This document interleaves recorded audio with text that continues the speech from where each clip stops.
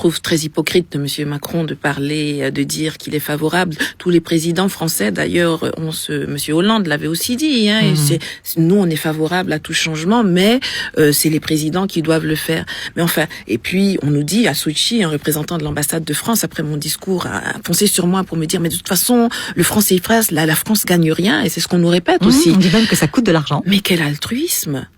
Alors c'est la première fois. Alors la France, Monsieur Macron, c'est le premier président altruiste. Si le franc CFA ne vous apporte rien, n'attendez pas que les autres disent. Dites, nous, on est favorable au changement. Vous voulez pas changer, mais ça nous apporte rien, franchement.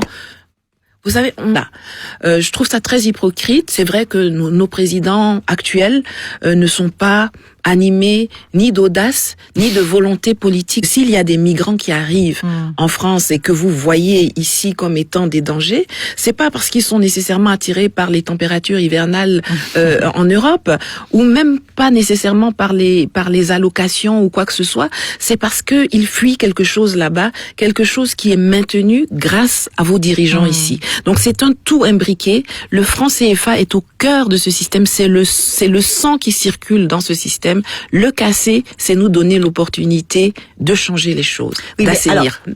Le franc CFA empêche l'industrialisation de l'Afrique dans son mécanisme de fonctionnement, dans ses effets. Le franc CFA, c'est l'euro.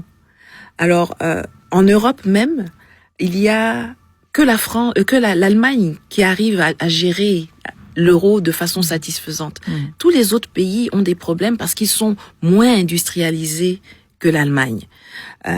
Nous qui sommes en Afrique, en Côte d'Ivoire, qui n'avons absolument aucun tissu industriel, comment est-ce qu'on va sortir de la pauvreté, pouvoir faire émerger une industrie, alors qu'on a une monnaie forte que même les Européens, qui a des impacts négatifs sur les Européens, la Grèce, la France, l'Italie, l'Espagne. Donc sur la façon, les effets négatifs sur le développement, sur l'industrialisation, je suis contre, je me bats contre. Je me bats contre aussi la partie symbolique. C'est un outil, c'est une monnaie coloniale. Elle a été créée pour combler les effets, contrecarrer les effets de la fin de l'esclavage et puis pouvoir donner des perspectives de développement aux colons qui étaient dans les colonies et qui perdaient maintenant, qui avaient un manque à gagner. Oui, et puis même la survivance dans la dénomination de la monnaie. Franc CFA. Franc CFA. Et 60 ans d'indépendance, et vous avez une monnaie qui s'appelle franc CFA. Et puis surtout, le franc a disparu en France. Et en plus. Et nous, on est les derniers porte-étendards du franc qui a disparu, même dans le pays qui l'a créé.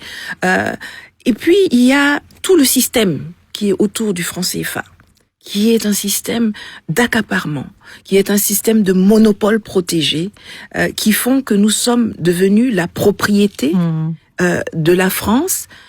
Pas de la France, pas du citoyen français lambda, mais d'une caste en France qui en retire les bénéfices pour eux-mêmes. D'abord, comme en Afrique, c'est-à-dire on a c'est un effet miroir. Et les peuples des deux côtés, alors d'un côté vous disiez tabou, je dirais, le peuple français n'est pas nécessairement au courant de ce que signifie le CFA, et pour nous, et pour eux. Vous parlez de l'éco en 2020, changer le nom d'une monnaie sans en changer les mécanismes ne nous sert à rien. Oui, mais attention, l'éco, il y aura le Nigeria. Ça fera une grande différence. Mais le Nigeria a posé une précondition, à savoir que les mécanismes qui lient les pays de la zone franc au trésor public français soient coupés avant que la monnaie unique ne devienne réalité. Ce à quoi Monsieur Ouattara a répondu, nous, les pays de la zone UEMOA, on atteint à peu près tous les critères de convergence. On va commencer, nous, avec cette monnaie-là. Et puis, quand les autres seront prêts, ils nous rejoindront. En fait, ils essayent de faire en anglais, un hijacking, de kidnapper l'éco pour le garder dans le format du CFA en faisant simplement un changement de dénomination. Et vous l'avez dit tout à l'heure, l'échéance 2020 qu'on nous donne est complètement utopique. Il n'y a pas encore de statut de la Banque mondiale. Il y a rien. Une monnaie, c'est pas du Monopoly. C'est-à-dire, il faut savoir quelles sont les dénominations, des coupures, comment, c'est quelque chose, la monnaie, c'est un outil de souveraineté, c'est une institution, il faut que les peuples qui utilisent cette monnaie se reconnaissent dans cette monnaie, qu'ils l'apprécient.